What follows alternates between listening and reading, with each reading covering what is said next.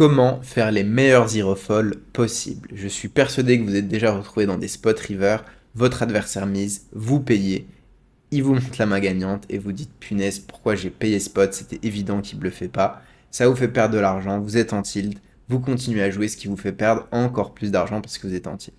Vous inquiétez pas, ça arrive à tout le monde. Mais après cette vidéo, ça n'arrivera plus.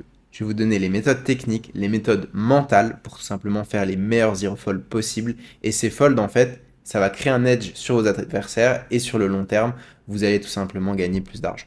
Je vous ai préparé 4 mains. 4 mains que j'ai jouées, donc une main que j'ai filmée, pareil en direct à Miami. Et tout simplement, ces mains, ça va être des exemples concrets. Et je vais vous montrer les questions à se poser, les spots où vous allez pouvoir bluffer et tout le mécanisme de pensée derrière pour faire vraiment les meilleurs zero folds possibles. Donc, on va parler de dynamique, de cote implicite, de profiling. Je vais vous parler évidemment de mental, des spots qui sont under bluff. Il y aura tout aussi un aspect dynamique et compréhension des adversaires, de leur psychologie, sizing, etc. On va vraiment tout voir pour que à la fin de cette vidéo, vous fassiez les meilleurs zero folds possibles. Et c'est parti, première main, on va tout de suite rentrer dans l'action à suite. Je pun à suite situé holo jack, je me fais 3 bêtes par un hit et un joueur récréatif en small blind décide de flat. Ici j'ai call, honnêtement à froid je préfère folder, pourquoi? Parce que la range unit déjà nous détruit, je pense que c'est 2 valets plus as-roi, peut-être même as-dame suité. Au final, on se rend compte que cette range nous détruit complètement. Et en plus, on a des rivers. C'est-à-dire que si ça vient un as, on va perdre de l'argent. Et s'il a genre 2 rois, 2 dames et que ça vient un as, on va pas gagner énormément d'argent. Donc honnêtement, si on était en heads up, j'aurais foldé. Là, ce qui m'a fait coller in-game, c'est qu'il y a un joueur créatif qui décide de coller. Mais à froid, au vu de son stack size, il lui reste plus que 365. Le pot va faire 200. Je vois pas vraiment l'intérêt de call. Surtout que certes j'ai un edge énorme sur ce joueur, mais vu que les stacks sont faibles et les SPR sont faibles, bah tout simplement mon edge va moins parler, va moins être important, vu qu'on n'est pas très deep. Donc honnêtement ce spot je préfère le fold. Et ça d'ailleurs je vous encourage à noter le plus de mains possible que vous jouez pendant vos sessions, tout simplement parce que vous allez pouvoir les review à froid, tranquille, à la maison, posé, pas en tilt, et avec pas la pression de la game. Parce que dites-vous que quand vous êtes in-game, vous jouez jamais vraiment votre meilleur jeu. Parce que vous avez de la fatigue, parce que vous avez potentiellement du tilt, parce qu'il y a la pression des autres joueurs, parce qu'il y a aussi de l'intensité, parce qu'il y a plein de choses. Et donc vous jouez jamais votre A-game. Alors vous pouvez jouer votre A-game par exemple, mais vous allez toujours mieux jouer à froid, se poser, réfléchir au spot. Et en fait, faire ce travail à la maison, et ben ça vous permet d'avoir des mécanismes, des automatismes, et comme ça, quand vous arrivez sur vos parties, et ben vous répétez un peu ce que vous faites à la maison, et tout simplement vous approchez d'un niveau de jeu, du niveau de jeu que vous pouvez avoir à froid tranquillement chez vous. Donc je vous encourage à faire ça, évidemment, c'est comme ça que vous allez progresser en notant vos mains, en voyant vos erreurs, et en essayant de plus les reproduire. Ok, donc je décide de call, flop, flush draw, net flush draw, 75 dans 200, ici je call, je vais pas raise, hein. Il y a vraiment des mains très fortes dans le range, donc j'ai pas envie de raise, je joue tout simplement mon équité. Turn dame, donc on a un surplus d'équité, maintenant on joue le 10 aussi pour la quinte, et toujours les piques, et là on se prend un bet 290 et call. Spot intéressant, ici en termes d'équité, donc on a 300 à mettre dans un pot de 1000, dans un pot qui fera 1300, donc on a besoin de 22% d'équité, et tout simplement, il faut se demander, ok, combien d'out on a? Tout simplement, il reste 9 piques dans le paquet, et des 10, alors je discount le 10 de pique, donc ça fait 3, ça veut dire qu'on a 9 plus 3, ça fait 12 out, sur une street, ça fait qu'on a la cote directe ici pour toucher. Par contre, en fait, ça peut être piégeur. Pourquoi? Parce que si ça vient dame de pique, si ça vient 7 de pique, bah ça peut être extrêmement dangereux. Parce que si ça vient 7 de pique, et vous allez voir, c'est 7 de pique, bah en fait, on peut perdre tout notre argent contre 2 rois, 2 valet, ou 2 dames. Donc on a des rivers.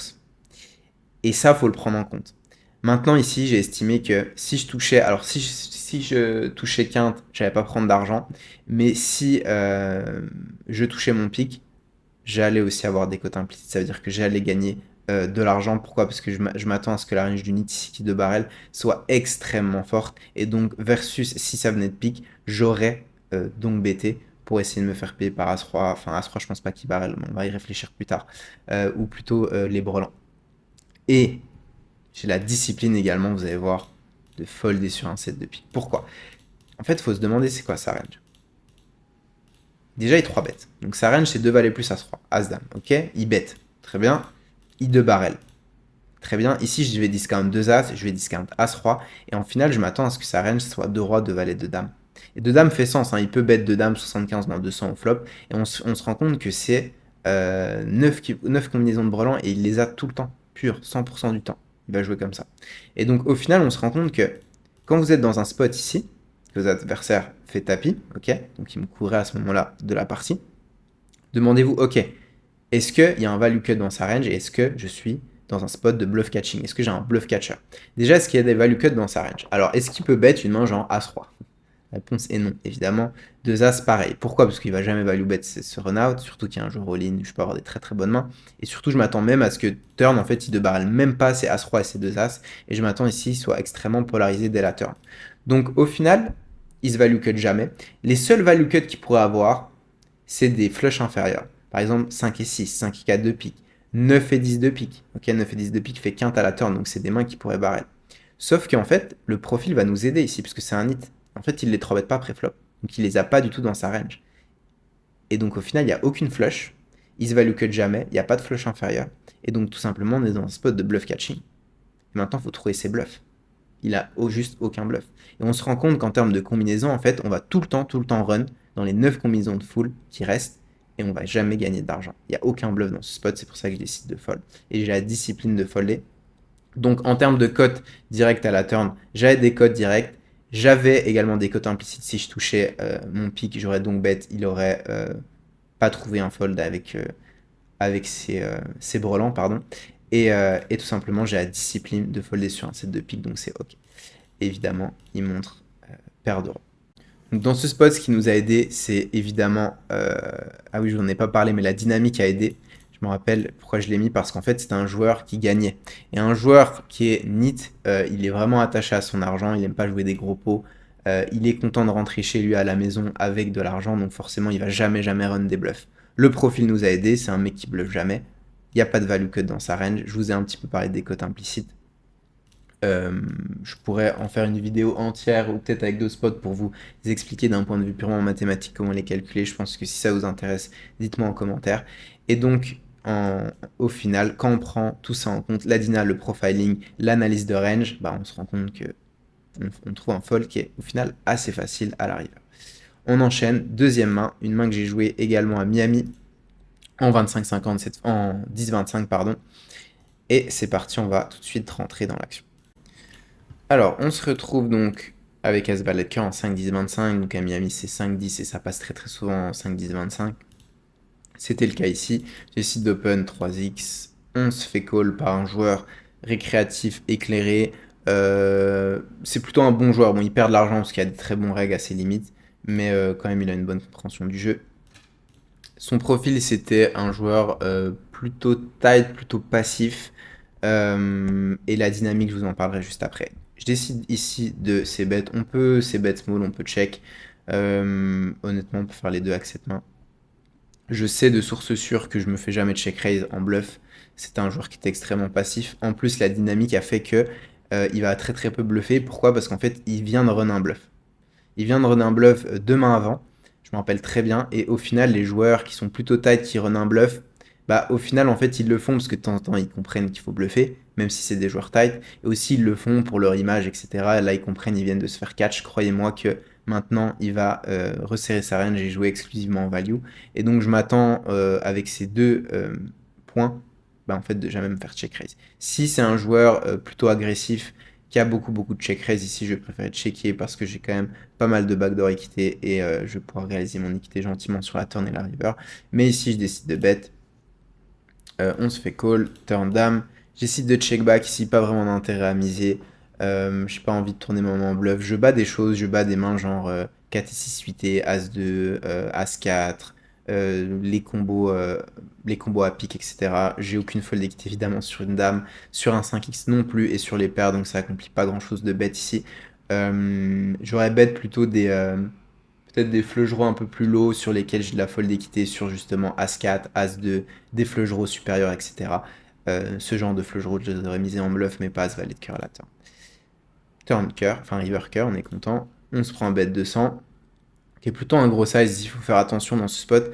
Il y a quand même pas mal de mains qui peuvent nous battre. Ici, il y a quand même des foules, mais j'ai estimé que j'avais de la value à relancer. Pourquoi? Parce que il vient de faire un bluff, il est un peu en tilt, et je m'attends à ce que les dames X payent tout le temps ici. Et de temps en temps aussi, il a des combos à cœur que je domine, des mains genre 5 et 4 de cœur, 5 et 6 de cœur, 5 et 7 de cœur, peut-être même 5 et 8 de cœur, il pouvait défendre ça, il était peut-être un peu en tilt euh, du fait qu'il ait perdu un coup. Donc je m'attends à ce qu'il colle toute cette reine, j'ai de la value, sauf que catastrophe, je me prends un tapis ici. Et en fait, c'est un petit peu le même spot que... Enfin, c'est les mêmes questions qu'il faut se poser en fait. Est-ce que j'ai un bluff catcher ici? Et la réponse est oui. Est-ce qu'il jamme moins bien? Non. Il jamme pas moins bien. Ici, il va pas jam 5 et 6 de cœur, 5 et 7 de cœur. Il va pas jam d'amix. Il va simplement payer. Ok? Et donc au final, on se rend compte que, ok, il n'y a aucun value cut dans sa range. Donc, s'il n'y a aucun value cut dans sa range, j'ai un bluff catcher. Quels sont ces bluffs? On peut peut-être en trouver, mais difficile à dire. Ok? Maintenant, il faut trouver tout simplement des value N. Alors, quel value N fait sens? Dame 9 suité fait sens, Dame 9 off fait sens. Honnêtement, il peut défendre, même si c'est un joueur tight en fait, ils vont être beaucoup plus loose dans leur défense, donc dans leur call, etc. Ils vont être beaucoup plus passifs, mais ils vont montrer très très peu d'agression. Donc c'est pour ça que je m'attends à ce qu'il ait les 5 et 8 de cœur, les Dame 9, etc. Dame 9 off. Donc au final, Dame 9, ça fait combien de combinaisons? Il y a 2 dames, il y a 3 9, donc ça fait 6 combinaisons. Paire de 9, il l'a tout le temps, il va jouer comme ça fait 3 combinaisons, donc 9 combinaisons. Paire de 3, paire de 5, de temps en temps il va check raise le flop, de temps en temps il va pas le faire. Faut pondérer, on va dire, du coup il y en a 6, on va diviser par 2, il y en a 3, donc ça passe de 9 plus 3, ça fait 12. Dame 5 suité, il peut avoir, il y a 2 combinaisons, peut-être de temps en temps il check raise, on va dire 1. Donc au final, vous voyez qu'on trouve 13 combinaisons de full. Et donc, quand vous rajoutez du rationnel dans vos spots, c'est-à-dire vous comptez les combinaisons, bah, vous vous rendez compte, ok, il y a des foules. Maintenant, trouvons des bluffs. Quel bluff il a? Mais en fait, il en a pas. Surtout que moi, c'est quoi ma range? Ici, je peux totalement jouer comme ça, paire de 9. Je peux avoir des backdoor flush. Et du coup, il s'attend pas du tout à ce que je fold ce genre de main avec aussi peu d'argent derrière. Ok? La population va pas trop folder à ce valet de cœur dans ce spot. Évidemment, paire de 9 non plus. Donc, voilà. Le profil me dit que c'est un joueur tight.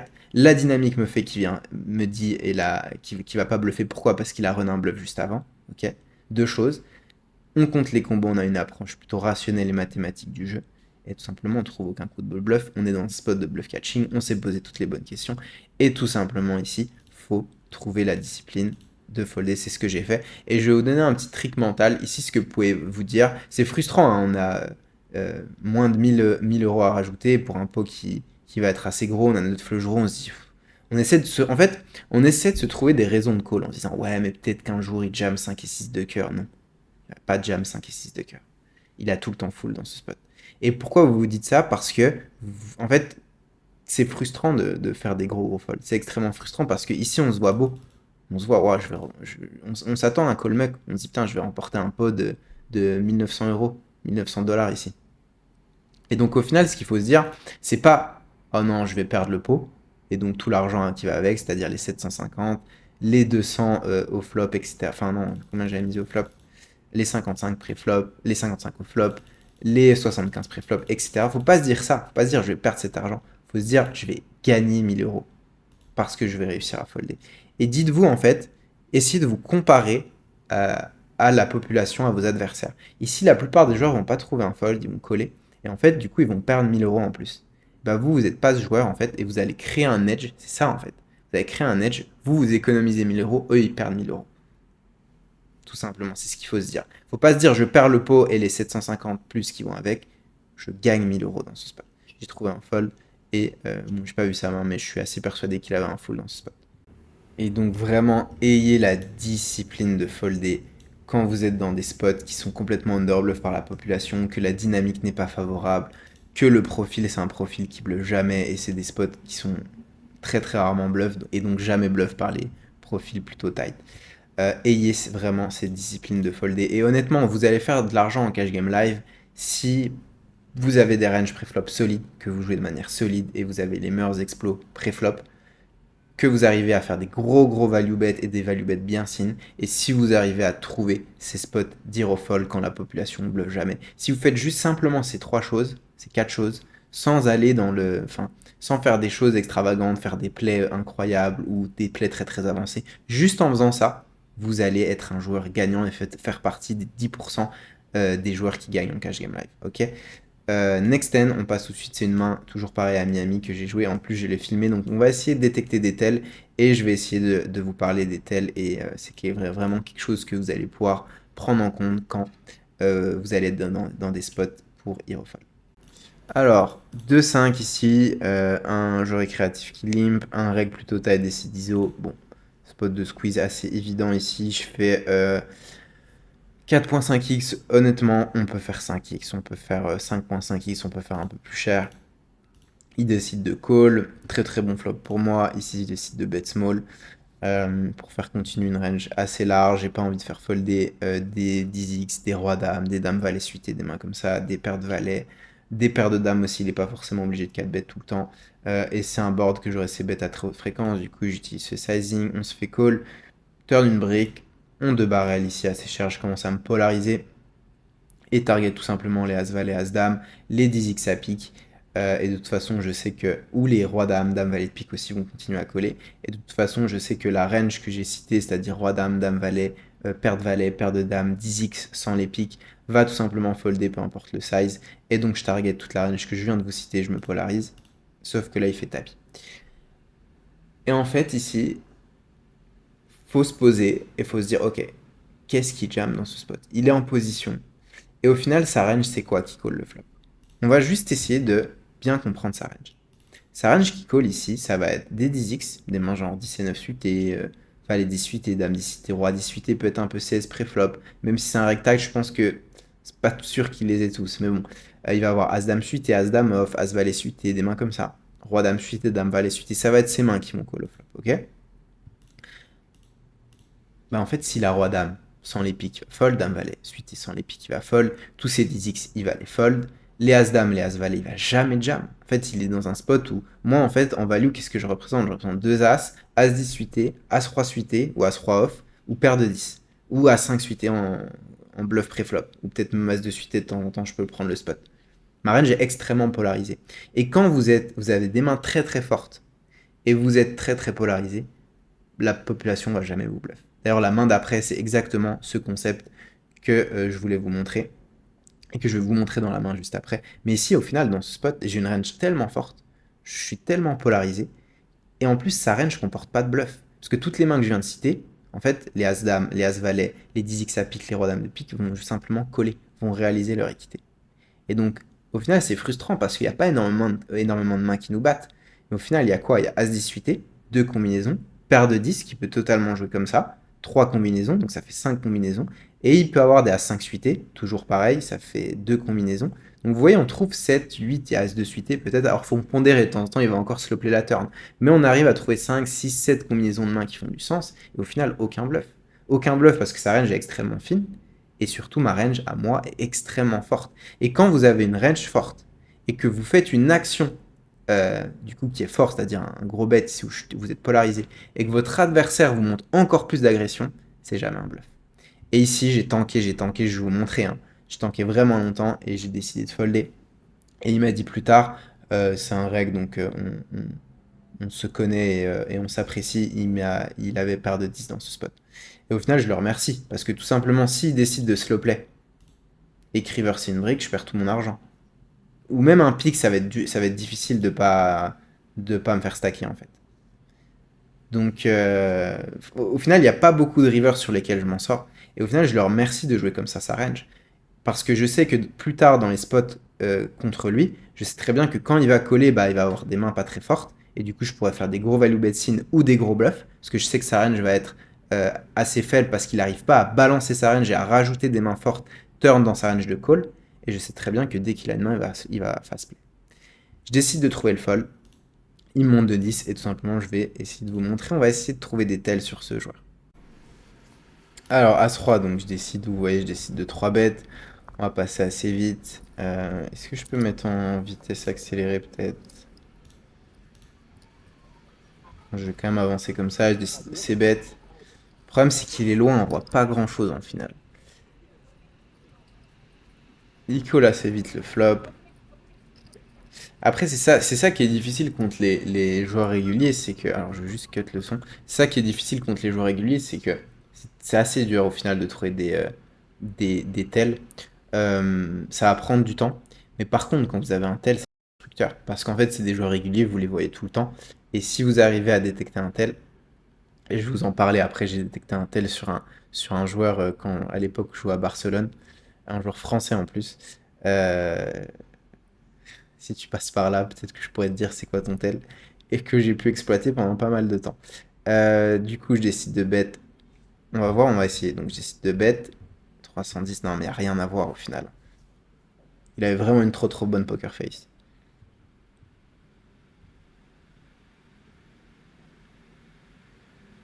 Faut regarder en combien de temps il jam. Il regarde son stack, il décide de jam.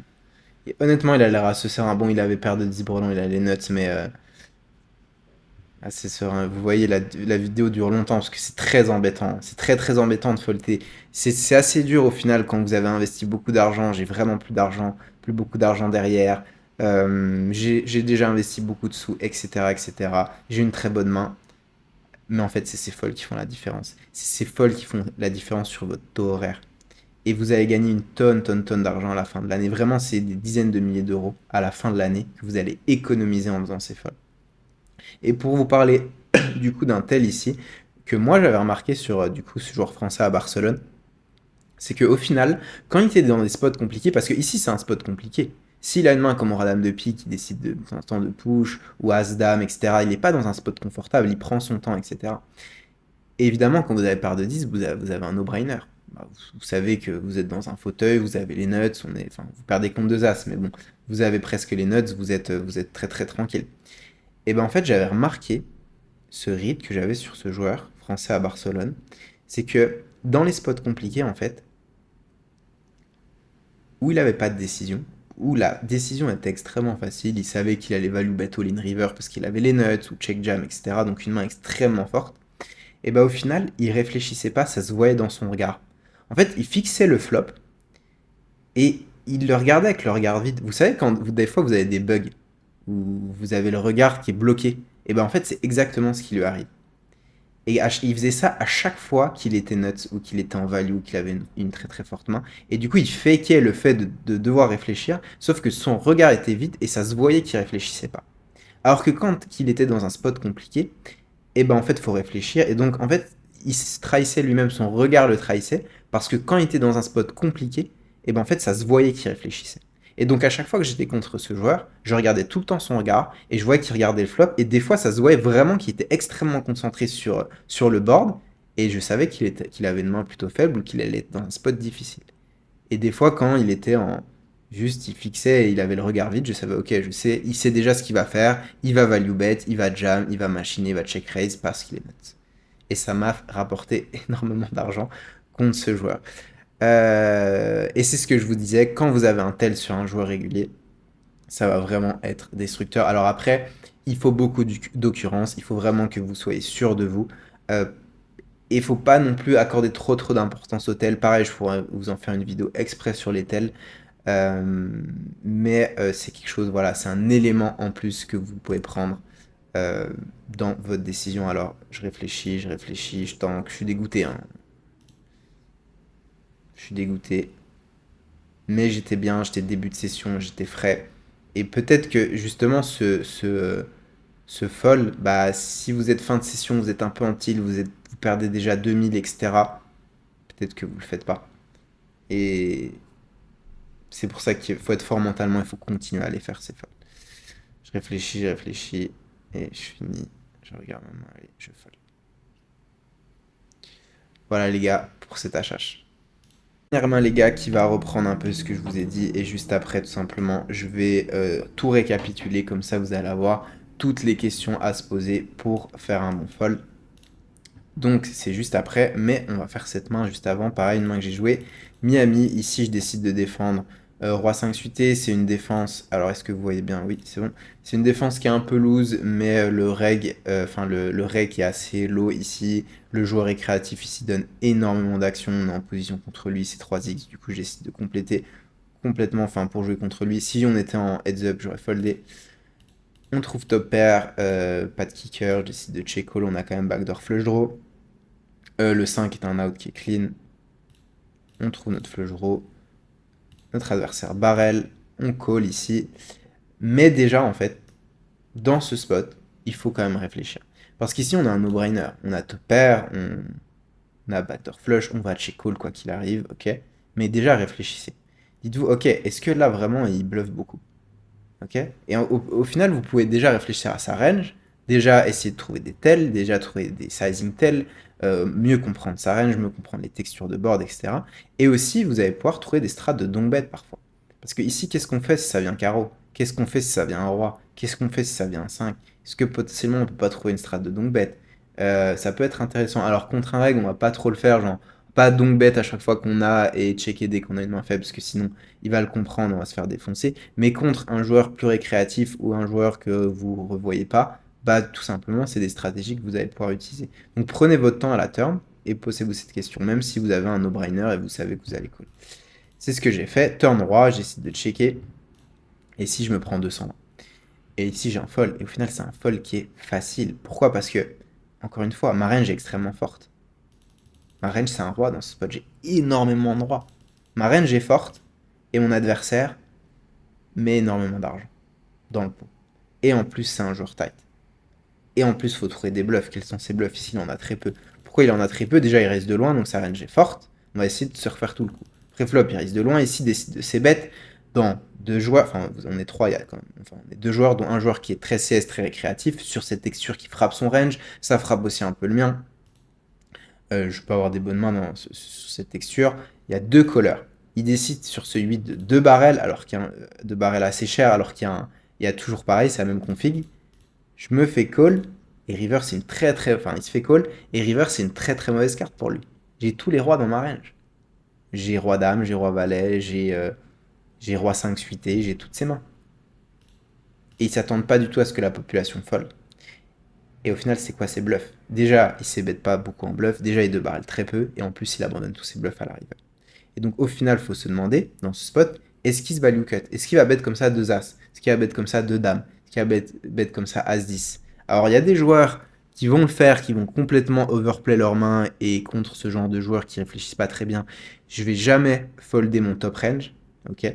Même si de temps en temps vous pouvez quand même trouver des folds si vous avez un sizing tel, mais contre des joueurs qui cliquent un peu au hasard, j'ai déjà vu des mecs avoir As-10 dans ce spot.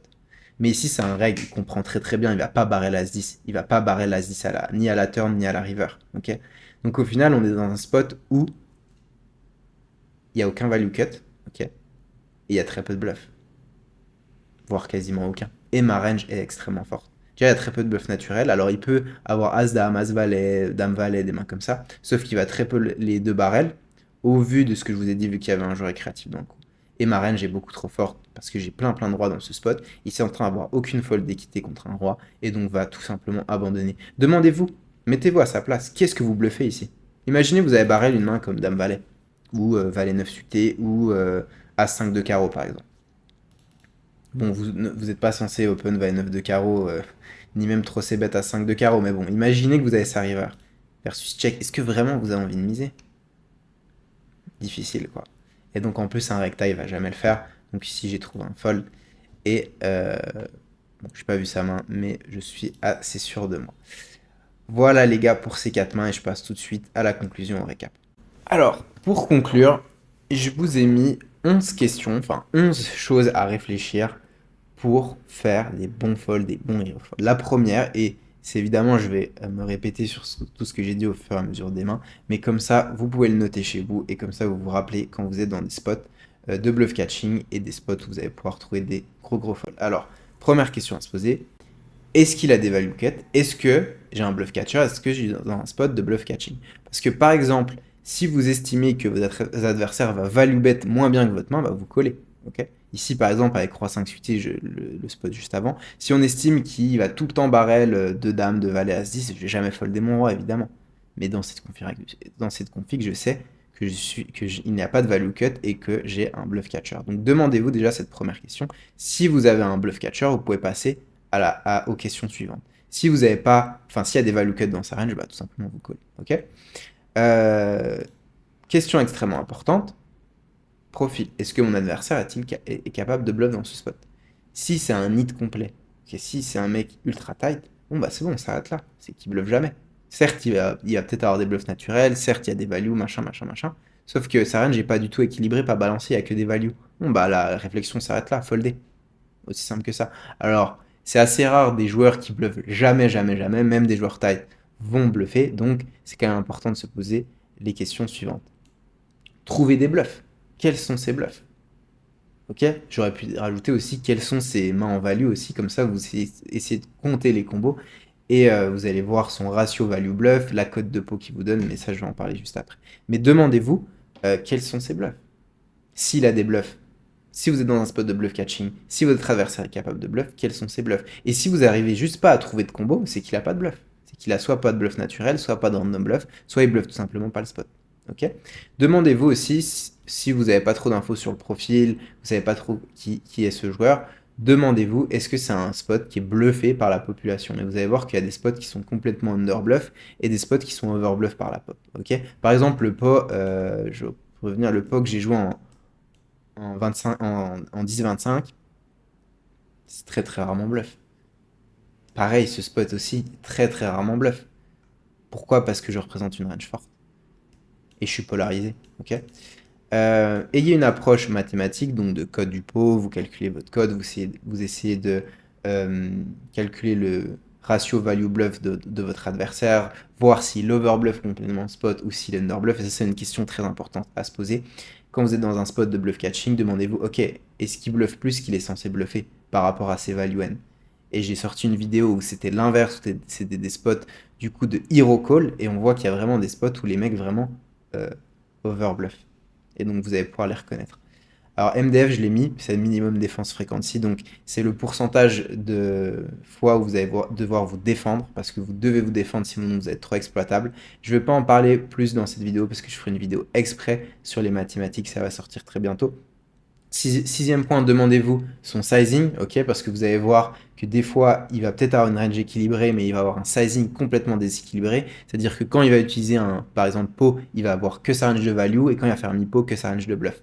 Et si vous arrivez à détecter un sizing tel chez votre adversaire, pareil, ça va être destructeur. Et souvent, quand les adversaires size down dans les gros pots, c'est plus souvent un bluff, et quand ils font très cher, c'est plus souvent de la value. C'est pas vrai tout le temps. C'est jamais le poker, c'est jamais du 100%. Mais en tout cas, ça se rapproche de ça.